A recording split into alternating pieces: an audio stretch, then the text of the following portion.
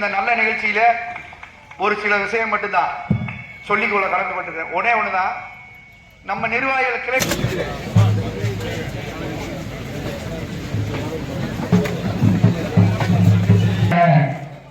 மாநில அம்மாவர்கள் துறை செயலாளர் அண்ணன் சந்திராஜ் அவர்கள்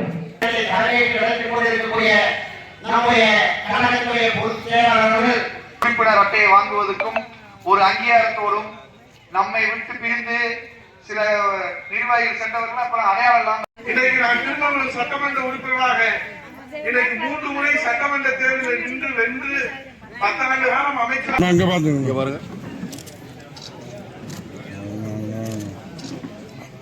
ராதா ராதா அப்படியே பாருங்க.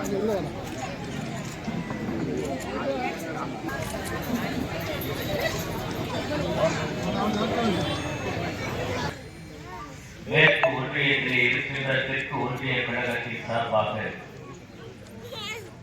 நாம் கழகத்தினுடைய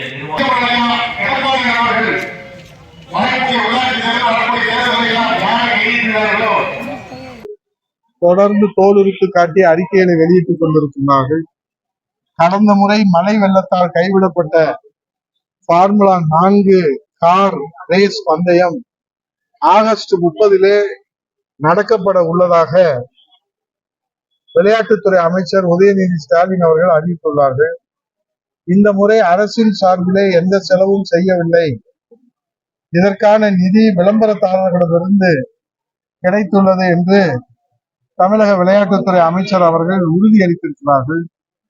சென்ற ஆண்டு 2023 டிசம்பர் மாதம் 9-10 தேதிகளில் சென்னையில் கார் ரேஸ் நடத்த திட்டமிடப்பட்டு 42 கோடி ரூபாய் அரசு செலவழித்தது எதிர்கட்சிகள் அனைத்தும் பல்வேறு தரப்புகளிலிருந்து புகார்கள் எழுந்த போது மாண்புமிகு எதிர்கட்சி தலைவர் அவர்கள் இது குறித்து விரிவான கண்டனத்தை தெரிவித்திருந்தார்கள். அதைத் தொடர்ந்து மிக்ஜாம் புயல் காரணமாக அப்போது கார் ரேஸ் ரத்து செய்யப்பட்டது. தற்போது மீண்டும் கார் ரேஸ் நடத்தப்படும் என்கிற அறிவிப்பால் தற்போது பல புகார்கள் மீண்டும் எழுந்த வண்ணம் இருக்கின்றன. போதிய பாதுகாப்பு ஏற்பாடுகள் இல்லாமல் இந்த கார் பந்தயம் தலைநகர் சென்னையிலே நடத்தி உயிரிழப்பு ஏதாவது ஏற்பட்டால் அதற்கு யார் பொறுப்பேற்பது என்ற கேள்வியும் எழுந்திருக்கிறது. இதோடு தமிழகத்திலே உள்ள தொழில் நிறுவனங்களை மாசு கட்டுப்பாடு வாரிய அதிகாரிகள், ஆகவே கொலை கொள்ளை இன்றைக்கு நாடெங்கும் சட்டம் ஒழுங்கு சந்தி சிரித்துக் கொண்டிருக்கிற இந்த வேளையிலே குறிப்பாக சென்னை, கோவை, கரூர், ஈரோடு, திருப்பூர் பகுதிகளிலே ஒவ்வொரு நிறுவனங்களிலும் 25,000 முதல் 1 கோடி ரூபாய் வரை வசூல் செய்ய உத்தரவு பிறப்பித்து கட்டாய நிதி வசூல் நடந்திருப்பதாக தற்போது செய்தி வெளியாகியுள்ளது. இந்த செய்தியில் உண்மை இல்லை என்று சொன்னால் உதயநிதி ஸ்டாலின் இதற்கு விளக்கம் தர முன் வருவாரா? தற்போது பிரான்ஸ்ல நடைபெறுகிற ஒலிம்பிக் போட்டியை பார்ப்பதற்காக சென்றிருக்கிற விளையாட்டுத்துறை அமைச்சர் இதற்கு பதில் தர முன் வருவாரா, விளக்கம் தர முன் வருவாரா என்பதுதான் தமிழக மக்களின் கேள்வியாக உள்ளது. பொதுவாகவே திமுக பதவிக்கு வரும்போதெல்லாம் குற்ற செயல்கள் அதிகரிக்கும் என்பது எழுதப்படாத விதியாக உள்ளது. மாண்புமிகு அம்மா அவர்களும் மாண்புமிகு எடப்பாடியார் அவர்களும், ஆனால் அது குறித்து எந்த தீர்வும் கிடைக்கவில்லை. நேற்று மாமதுரை என்கிற நிகழ்ச்சியை காணொலி காட்சி மூலமாக பண்பாடு பாரம்பரியம் காப்பாற்றுகிற விழா என்று சொல்லியிருக்கிறார்கள். மாண்புமிகு முதலமைச்சர்கள் திறந்து வைத்த இந்த மாமதுரைக்கு வளர்ச்சிக்காக ஏதாவது சிறப்பு நிதிகளை ஒதுக்கி இருக்கிறாரா என்று மதுரை மக்கள் ஆவலோடு எதிர்பார்த்தார்கள். ஆகவே அவர்களுடைய எதிர்பார்ப்புக்கு ஏமாற்றமே மிச்சமாக இருக்கிறது. ஒரு பைசா கூட ஒதுக்காமல் வெறும் வாய் சொல்லிலே, வார்த்தை ஜாலங்களிலே அவர் வாழ்த்துறை வழங்கிவிட்டு நிறைவு செய்து விட்டார். ஆகவே கலந்து கொண்ட எல்லோருக்குமே ஏமாற்றமே, மதுரை மாவட்ட மக்களுக்கு ஏமாற்றமே நிச்சயமாக நேற்று மாமதுரையினுடைய விழா அமைந்திருப்பதாக மதுரை மக்கள் கருத்து தெரிவிக்கிறார்கள். ஆகவே மதுரையினுடைய வளர்ச்சிக்காக ஏதேனும் அவர் சிறப்பு நிதி ஒதுக்கி இருப்பார்கள், ஆனால் இந்த பாரம்பரியத்தையும் பண்பாட்டையும் காப்பாற்றுவதற்கு அவர் ஏதேனும் திட்டங்களை அறிவித்திருப்பார்களே, ஆனால் இந்த மக்களுடைய வளர்ச்சிக்கும் இந்த மக்களுடைய எதிர்பார்ப்புக்கும் அது நிறைவேறுவதாக அமைந்திருக்கும். ஆனால் அவர் இளைஞரணி செயலாளராக பொறுப்பேற்றதை மட்டும் நினைவு கூர்ந்துவிட்டு இங்கே மன்னன் ஆனாலும் கேள்வி கேட்பார்கள் மதுரை மக்கள் என்று சொல்லிவிட்டு நிகழ்ச்சியை நிறைவு செய்ததாக நாங்கள் அறிகிறோம். ஆகவே இந்த மதுரை மக்களுக்கு அவர்கள் ஒரு பைசா கூட நிதி ஒதுக்காதது இந்த மாமதுரையினுடைய விழா மக்களுடைய எதிர்பார்ப்புக்கு ஏமாற்றமே மிஞ்சி இருக்கிறது என்பதை நாம் இந்த மக்களின் வாயிலாக அறிந்து கொள்ள அம்மா அம்மா அவர்கள் இந்த மாணவ செல்வங்கள் வல்லரசு நாடுகளுக்கு இணையாக நம்முடைய தமிழ்நாட்டுடைய மாணவர்கள் வர வேண்டும் என்பதற்காக 14 வகையான கல்வி உபகரணங்களை கொடுத்து 2011 15,000 கோடி பள்ளிக்கல்வித்துறைக்கு ஒதுக்கீடு செய்து தொடர்ந்து 10 ஆண்டுகளில 17,000 கோடி 20,000 கோடி 21,000 கோடி என்று கொடுத்த காரணத்தினால்தான் இந்தியாவிலேயே பள்ளி கல்வித்துறையிலும் உயர்கல்வித்துறையிலும் அம்மாவுடைய ஆட்சி காலத்திலும் புரட்சித் தலைவர் எடப்பாடியுடைய ஆட்சி காலத்திலும் உயர்ந்து இருந்தது. அவை கொடுக்க வேண்டிய மடிக்கணினியை நிறுத்திவிட்டார்கள், கொடுக்க வேண்டிய சைக்கிளை நிறுத்திவிட்டார்கள். இன்னைக்கு ஓட்டை உடச்சலாக அந்த சைக்கிளை தரமில்லாத சைக்கிளை வழங்குவதாக குற்றச்சாட்டு எழுந்திருக்கிறது. ஆகவே மடிக்கணினி என்பது மிகப்பெரிய வரப்பிரசாதமான திட்டம் மாணவ செல்வங்களுக்கு.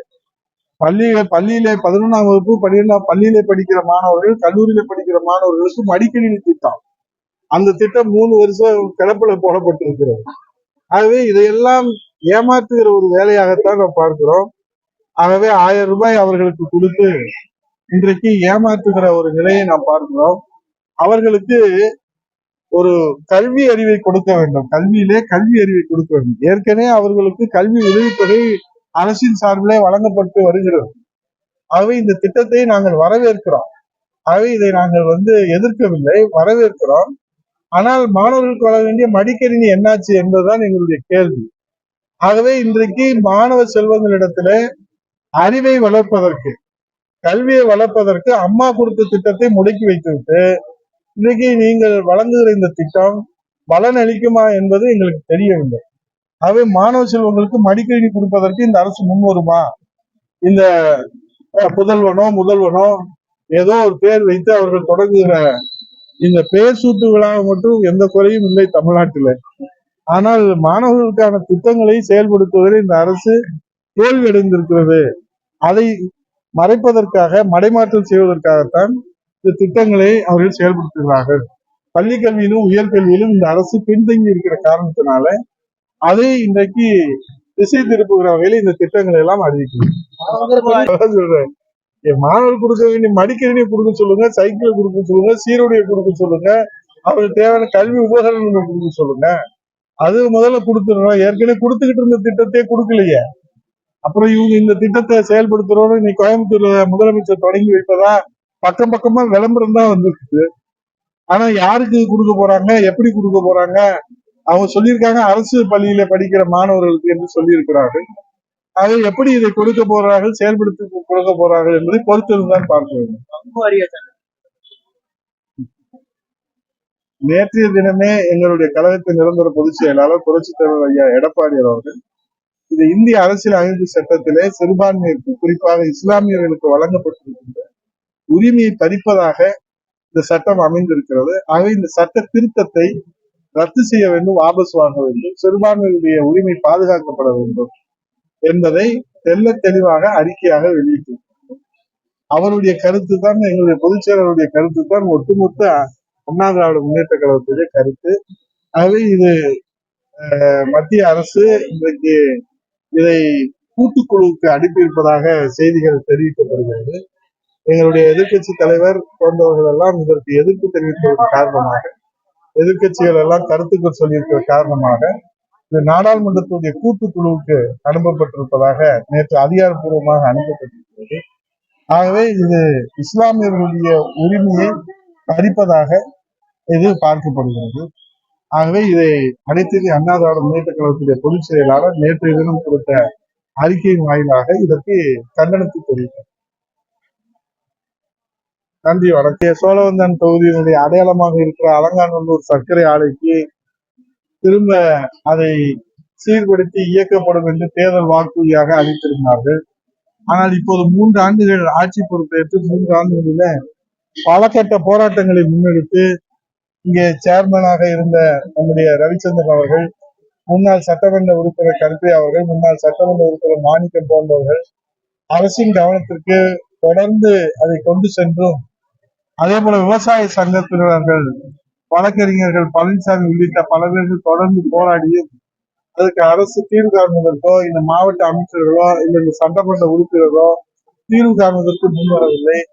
அம்மாவுடைய ஆட்சி காலத்திலே புரட்சி தலைவர் எடப்பாடி முதலமைச்சராக இருக்கிற போது ஏறத்தாழ 24,000 கோடி ரூபாயா இது வழங்கப்பட்டது. 23,000 வழங்கப்பட்டது. அதையெல்லாம் இப்போது இந்த சர்க்கரை ஆலை மூடி கிடப்பது கண்களிலே கண்ணீர் வரவழைப்பதாக இருக்கிறது. அவை மீண்டும் அந்த ஆலை செயல்படுமா, நடவடிக்கை எடுக்க முன் வருவார்களா? முத்துவேல் கருணாநிதி ஸ்டாலின் அவர்கள் நேற்று கூட இந்த மாமதுரை விழாவை பற்றி பேசுகிற போது, இந்த மாமதுரையினுடைய அடையாளமாக தொழிலாளர்களுடைய வாழ்விலே ஒளியேற்றுகிற இந்த சர்க்கரை ஆலையை திறப்பதற்கான அறிவிப்பு வெளியிடுவாரா என்று இந்த பகுதி மக்கள் எல்லாம் எதிர்பார்த்திருந்தார்கள். ஆனால் அவர்களுக்கெல்லாம் ஏமாற்றமே பரிசாக தரப்பட்டது. நன்றி, வணக்கம்.